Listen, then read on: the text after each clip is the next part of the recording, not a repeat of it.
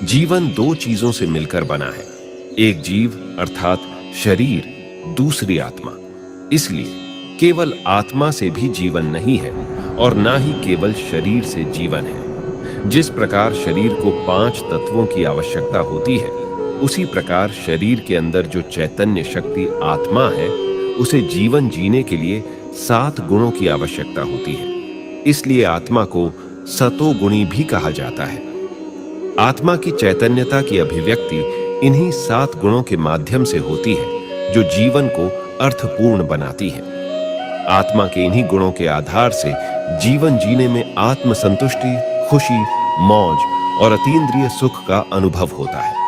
ये 7 गुण हैं ज्ञान, पवित्रता, प्रेम, शांति, सुख, आनंद और शक्ति। ये 7 गुण जिस किसी के पास भी होता है, वह पूर्ण रूप से योगी बन जाता है, जिसे वो परम आनंद की अनुभूति होती है, जो एक साधारण मनुष्य अनुभव नहीं कर सकता। तो आइए आज के इस प्रस्तुति में आत्मा के इन सभी गुणों को अच्छी तरह से जानें और अपने जीवन में धारण करें।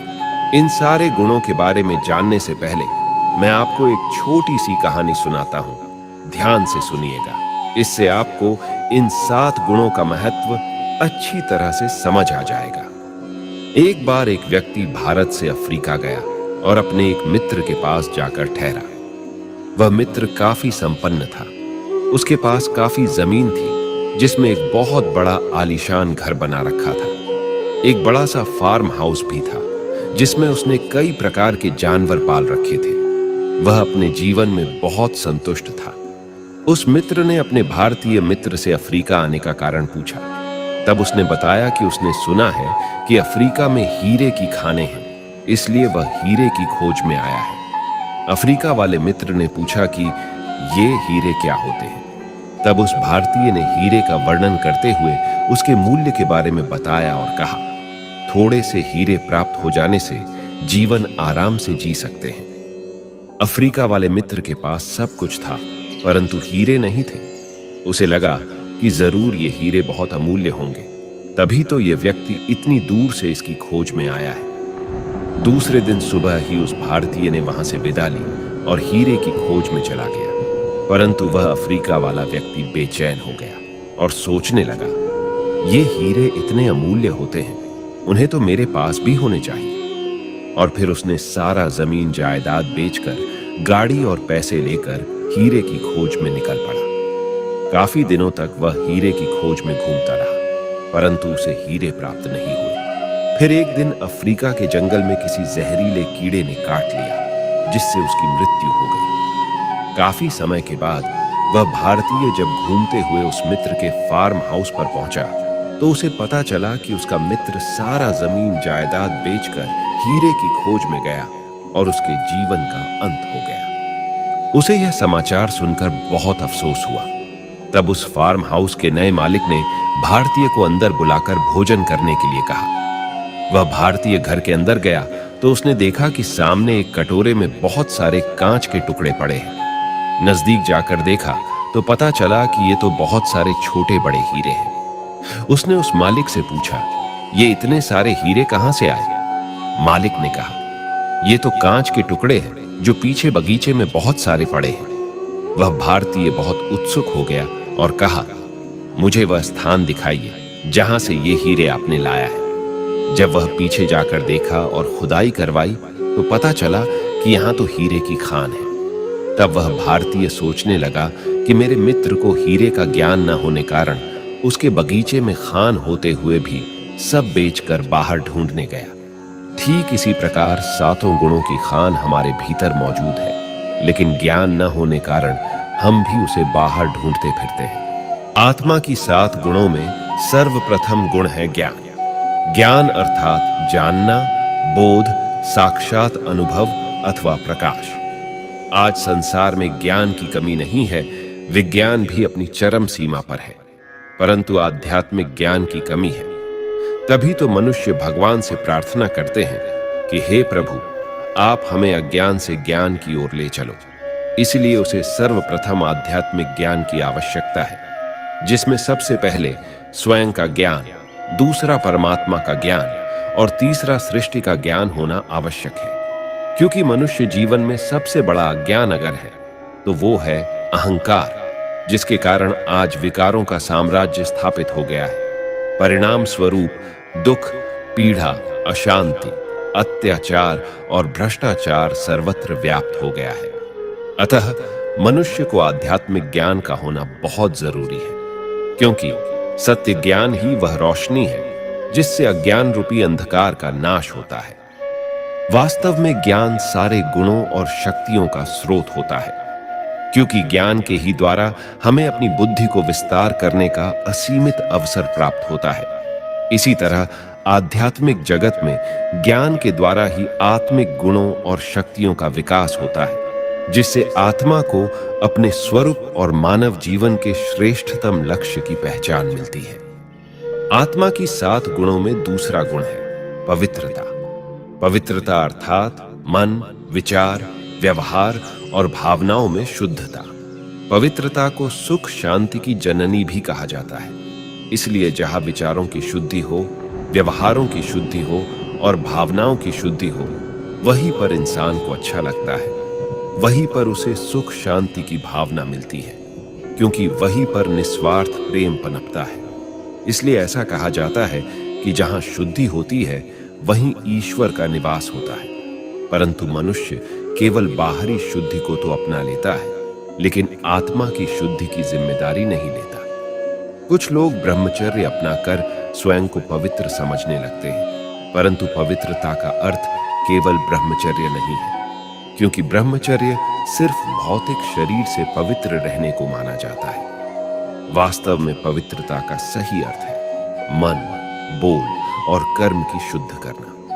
एक व्यक्ति की सोच अगर शुद्ध हो तो हम उनको संत या महान आत्मा कहते हैं, क्योंकि हमारे मन से विचारों की सृष्टि होती है।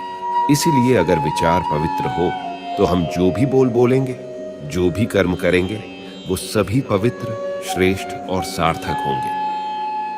आत्मा के 7 गुणों में तीसरा गुण है प्रेम।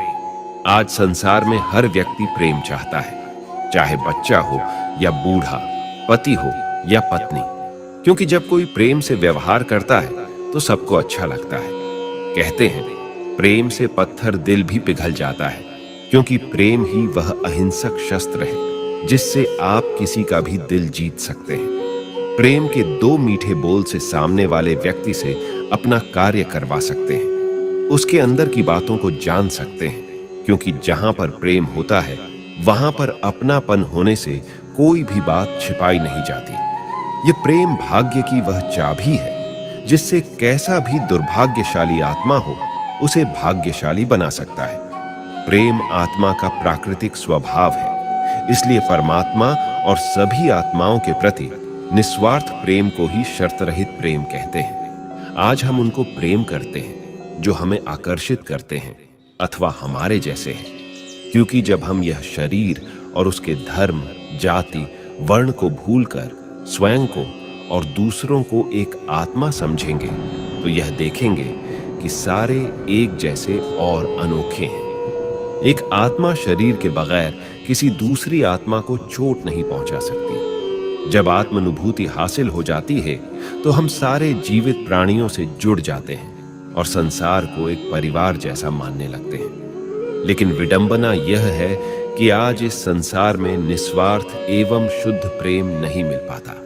इसलिए संबंधों में दरार उत्पन्न हो जाती है, जिससे मनुष्य तनाव में रहने लगते हैं। आज हर मनुष्य निस्वार्थ एवं शुद्ध प्रेम चाहता है, परंतु ऐसा निस्वार्थ प्रेम तो आध्यात्मिक समझ और पवित्रता के आधार पर ही मिल सकता है, क्योंकि जहां भावनाओं में, विचारों में, व्यवहार में अहंकार, स्वार्थ और अशुद्धि है, वहां संबंधों में कभी भी प्रेम पनप नहीं सकता। इसलिए आज परिवारों में स्वार्थ बहुत अधिक है और निस्वार्थ प्रेम बहुत कम है। अतः प्रत्येक मनुष्य को निस्वार्थ और शुद्ध प्रेम ही करना चाहिए, क्योंकि जहां प्रेम है वहीं जीवन जीने का सच्चा आनंद है। आत्मा के 7 गुणों में चौथा गुण है शांति। शांति आत्मा के गले का हार है, स्वधर्म है और सर्व सद्गुणों का राजा है। इसलिए जहां पर आपसी समझ अर्थात ज्ञान है पवित्र भावनाएं हैं, प्रेम है, वहां व्यक्ति शांति और सहज अनुभव करता है। आज हर इंसान को शांति चाहिए, परंतु शांति नहीं मिल पाता, क्योंकि वह जानता ही नहीं कि आत्मा की शांति ही परम शांति है। इस शांति का आधार आध्यात्मिक ज्ञान या विवेक है। अतः मन में पवित्र विचार एवं भावनाएं तथा शुद्ध व्यवहार और आपसी संबंधों में निस्वार्थ प्रेम से ही शांति की स्थापना होती है। योग शिक्षा के अनुसार आत्मा का वास्तविक स्वरूप परम शांति है। जब कोई व्यक्ति अपने वास्तविक स्वरूप को महसूस कर सकता है, तो उसे सर्वोच्च शांति की स्थिति में अस्तित्व का अनुभव करने का अवसर मिलता है। परम शांति को परम सुख की स्थिति से भी बेहतर कहा जाता है, क्योंकि लोग परम सुख से थक जाएंगे, लेकिन वे परम शांति से कभी नहीं थक सकते। आत्मा के साथ गुणों में पांचवा गुण है सुख। आज मनुष्य सुख को यथार्थ रूप में समझ नहीं पाया है। वह सुख को बाहरी भौतिक साधनों में ही ढूंढता फिर रहा है। इस कारण वह सर्व सुख सुविधाओं के बीच होते हुए भी जीवन में सुख का अनुभव नहीं करता। किसी सुखद शैया पर सोने पर भी चैन की नींद नहीं ले पाता। दुनिया में सच्चे सुख के लिए मनुष्य कितनी भाग दौड़ और मेहनत करता है, लेकिन इस सांसारिक सुख के साथ साथ सिर्फ दुख ही मिलता है। तभी तो मनुष्य कहता है, सूखी रोटी चलेगी, सादा भोजन चलेगा, परंतु सुख चाहिए। यदि उसके सामने 56 प्रकार के भोग रखे हो, परंतु खाते समय किसी ने दुख का कोई समाचार सुना दिया, तो एक भी पदार्थ अंदर नहीं जाता। तात्पर्य यह है कि भोजन शरीर के लिए आवश्यक तो है, परंतु उससे भी अधिक आवश्यकता आत्मा को सुख की है। इसलिए महान आत्माओं ने कहा है कि सुख बाहर की नहीं, अंदर की होनी चाहिए। लेकिन अंदर का सुख कहां और कैसे प्राप्त करना है, ये मालूम ही नहीं। इसलिए जब बाहर ढूंढते ढूंढते उसे सुख नहीं मिलता, तो वह अपने जीवन में निराश और परेशान हो जाता है। इसलिए जीवन में सच्चे सुख की प्राप्ति के लिए 4 बातों का ज्ञान होना आवश्यक है, जिसके बिना सुख की केवल कल्पना ही रह जाती है। पहला, जब जीवन को आध्यात्मिक ज्ञान से सींचते हैं। दूसरा, जब संबंधों में पवित्र भावनाओं को पनपने देते हैं। तीसरा, जब निस्वार्थ प्रेम की सरिता बहती है। और चौथा, जब मन में प्रसन्नता से पूर्ण शांति मिले। 7 गुणों में आत्मा का छठा गुण है आनंद। आनंद का अर्थ है शरीर की 5 कर्मेंद्रियों के अनुभव से मुक्त हो जाना। इसलिए जहां ये 5 गुण ज्ञान, पवित्रता, प्रेम, शांति और सुख होंगे, वही जीवन में सर्वोच्च स्थिति आनंद की प्राप्ति होगी। क्योंकि आत्मा का वास्तविक स्वरूप ही है सच्चित आनंद स्वरूप। परंतु आज मानव अपने वास्तविक आनंद स्वरूप से इतना दूर हो गया है कि इस आनंद को ढूंढना पड़ रहा है। कई महान आत्माओं ने इस आनंद की प्राप्ति के लिए अपने घर बार छोड़ दिए, तथा इस आनंद की प्राप्ति के लक्ष्य से कभी विचलित न हो जाए, इसके लिए उन्होंने अपने नाम के पीछे आनंद जोड़ दिया, ताकि हर समय इस लक्ष्य की स्मृति रहे कि जीवन का लक्ष्य है आनंद की अनुभूति करना।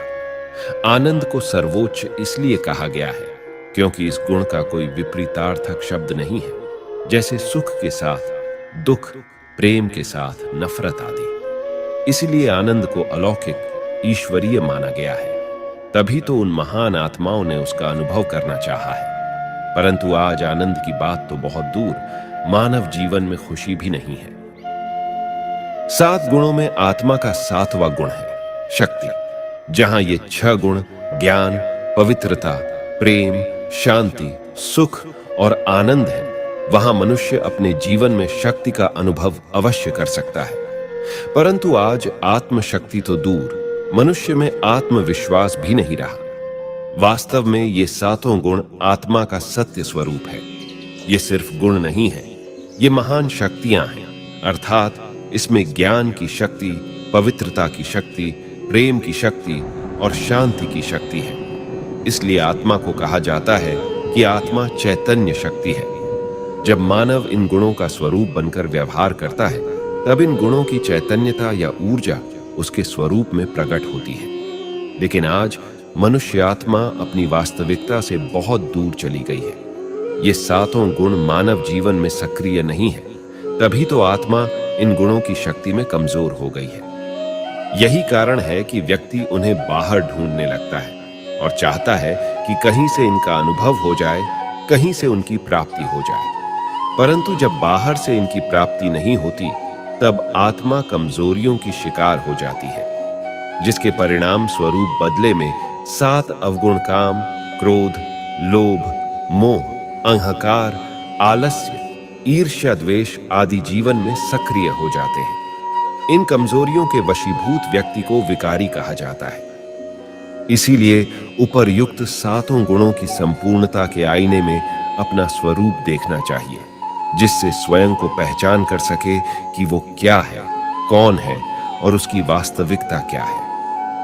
कई बार लोगों के मन में यह सवाल पैदा होता है कि आखिर इन 7 गुणों को विकसित करने से हमारे वर्तमान जीवन में क्या फायदा होगा, क्या प्राप्ति होगी।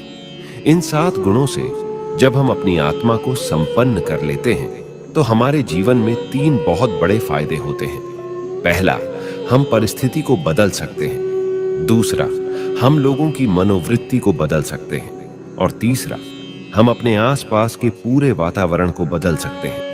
आज दुनिया में जितनी भी महान हस्तियां हुई हैं, उनकी महानता का आधार यही 7 गुण ही थे, क्योंकि इन 7 गुणों से ही वे अपनी आत्मा को सर्व शक्तियों से संपन्न किया था। चाहे स्वामी विवेकानंद हो, महात्मा बुद्ध हो या फिर महावीर स्वामी हो, उन्होंने अपने अंदर इन 7 गुणों को मन, वचन और कर्म में प्रत्यक्ष कर दिखाया था, और उन्होंने इस दुनिया में अनेकों के जीवन को प्रभावित किया तथा कितने ही लोगों के जीवन उनके माध्यम से परिवर्तन हुआ। आइए जानते हैं कि आत्मा के 7 गुणों का हमारे स्वास्थ्य पर क्या प्रभाव पड़ता है। ये 7 गुणों का हमारे स्वास्थ्य पर बहुत गहरा प्रभाव पड़ता है। जैसे ज्ञान का संबंध हमारे स्नायु तंत्र यानी नर्वस सिस्टम के साथ जुड़ा है। जब स्नायु तंत्र सारे शरीर में संदेश पहुंचाने का कार्य करता है, तब आध्यात्मिक ज्ञान हमारे स्नायु तंत्र को सही हालत में रखने में सहायक होता है। इसीलिए ज्ञानी व्यक्ति के लिए कहा जाता है कि इसकी नस नस में ज्ञान बह रहा है। दूसरा, पवित्रता का संबंध हमारी 5 कर्मेंद्रियों के साथ जुड़ा होता है। इसीलिए जब व्यक्ति कर्मेंद्रियों के वशीभूत हो जाता है अथवा देह के विषयों के प्रति उसमें आसक्ति पैदा होती है, तो वह उसे शक्तिहीन बना देती है। तब पवित्रता हमें वह शक्ति देती है जिससे हमारी 5 कर्मेंद्रियां संयमित हो जाती हैं। तीसरा, प्रेम का संबंध हमारे हृदय से जुड़ा है। आज दुनिया के अंदर हृदय रोग बढ़ता ही जा रहा है।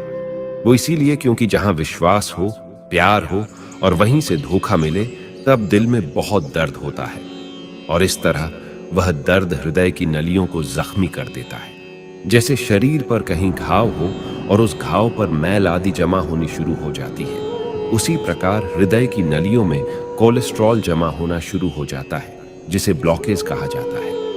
इसीलिए डॉक्टर मरीज के रिश्तेदारों को यही सलाह देते हैं कि कोई ऐसी बात ना करे जिससे रोगी को कोई सदमा लगे, क्योंकि जितना वह खुश रहेगा और जितना उसे सबका प्यार मिलेगा, उतना ही जल्दी वह ठीक हो जाएगा। स्पष्ट है कि मनुष्य को प्रेम इसलिए चाहिए जिससे उसका हृदय ठीक तरीके से काम करता रहे। चौथा, शांति का संबंध श्वास प्रणाली के साथ जुड़ा है। शांति की अवस्था में श्वासों की गति ठीक रहती है, अन्यथा उसके लिए मनुष्य को प्राणायाम करना पड़ता है। मानव जब अपने अनादि शांत स्वरूप में होता है, तब उसके श्वासों की गति सामान्य और संतुलित रहती है, और जब वह तनाव में होता है, तब यह श्वास की गति अनियमित हो जाती है, अर्थात कभी तेज तो कभी धीमी होने लगती है। इसीलिए श्वास प्रणाली को संतुलित रखने के लिए शांति की आवश्यकता होती है। पांचवा, सुख का संबंध हमारे पाचन तंत्र से जुड़ा है। आज व्यक्ति जब खाना खाने बैठा हो और उसी समय कोई दुखद समाचार मिलता है, तो कोई भी चीज खाने की इच्छा नहीं होती। उसके बाद भी उसने कुछ खा लिया तो कहीं उसे एसिडिटी हो जाती है तो कहीं अपच हो जाती है, क्योंकि पाचन क्रिया ठीक नहीं होती। इसलिए व्यक्ति को सुख शांति से खाने की सलाह दी जाती है, क्योंकि जब वह सुख की स्थिति में खाना खाता है तभी उसकी पाचन शक्ति ठीक तरह से कार्य करती है। इसी तरह आनंद का संबंध हमारे हार्मोन्स यानी अंतःस्रावी ग्रंथियों के साथ जुड़ा है। इसलिए जीवन में आनंद न होने के कारण हमारे हार्मोन्स असंतुलित हो जाते हैं। जिस घर में खुशी आनंद का वातावरण और माहौल होता है और घर के लोग खुश रहने लगते हैं, उस घर के लोगों का स्वास्थ्य भी ठीक रहने लगता है। ये बात अनेक अध्ययनों से सिद्ध हो चुकी है। और इसी तरह शक्ति का संबंध हमारी मांसपेशियों के साथ जुड़ा है। आज व्यक्ति रोज व्यायाम करके शारीरिक रूप से सुडौल बनने का प्रयास करता है, लेकिन यदि कोई उसका मनोबल तोड़ देता है तो उसके बाद उसमें छोटी से छोटी परिस्थिति का सामना करने की भी ताकत नहीं रहती। परंतु समय पर जब कोई उत्साहवर्धक शब्द कहकर किसी का मनोबल जगा दे तो उसमें असंभव को भी संभव करने की ताकत आ जाती है। जैसे शास्त्रों में हनुमान जी का उदाहरण है। इस तरह स्पष्ट है कि आत्मा के सातों गुण हमारे स्वास्थ्य के साथ सीधा और बहुत गहरा संबंध जुड़ा हुआ है। इसलिए हमें इन सातों गुणों की आवश्यकता है। आज संसार के अंदर दिन प्रतिदिन बीमारियां बढ़ती जा रही हैं। इसका एकमात्र कारण यही है कि इन 7 गुणों से आत्मा की ऊर्जा क्षीण हो गई है। अतः आत्मा को ऊर्जावान करने के लिए सातों गुणों से परिपूर्ण आध्यात्मिकता और योगाभ्यास की आवश्यकता है। तभी तो कहा जाता है कि योग से मनुष्य दीर्घायु, काया कंचन एवं निरोग रहता है। क्योंकि योग जीवन जीने की कला सिखाता है कि कैसे यह ऊर्जा पुनः प्राप्त करना है। हिंदू धर्म में देवी देवताओं को सदा निरोगी काया या कंचन काया वाले दिखाते हैं। हमने कभी किसी कथा में यह नहीं सुना कि देवताओं को किसी चिकित्सालय में भर्ती कराया गया हो या उनकी कोई शल्य क्रिया की गई हो, क्योंकि उनकी आत्मा सातों गुणों से भरपूर थी और उनका जीवन सातों गुणों से महकता था। अब सवाल यह उठता है कि स्वयं को सर्व गुणों एवं शक्तियों से संपन्न कर आत्मा की सर्वोच्च स्थिति को प्राप्त करने का उपाय क्या है? जीवन के सफर में हम अपनी वास्तविकता से बहुत दूर चले जाते हैं, इसलिए जीवन में कमजोरियां आ जाती हैं। अब पुनः हमें अपनी वास्तविकता की तरफ जाना है। इसके लिए हमें अध्यात्म के पथ पर चलना होगा, जो हमें अपने वास्तविक स्वरूप की ओर अपने भीतर ले जाती है। हमारा अनादि सतोगुणी स्वरूप बहुत ही शक्तिशाली है। जितना हम आत्मभाव में मन को स्थित करते जाएंगे, उतनी ही उन गुणों की ऊर्जा को अपने अंदर विकसित करते जाएंगे।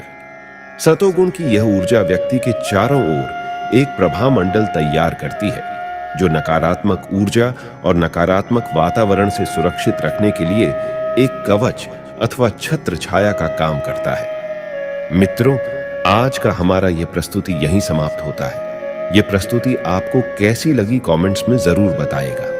अगर हमारे चैनल पे आप नए हो तो सच्ची आत्मा चैनल को सब्सक्राइब जरूर करिएगा। तो मिलते हैं अगली वीडियो में, तब तक के लिए अपना ख्याल रखें। धन्यवाद।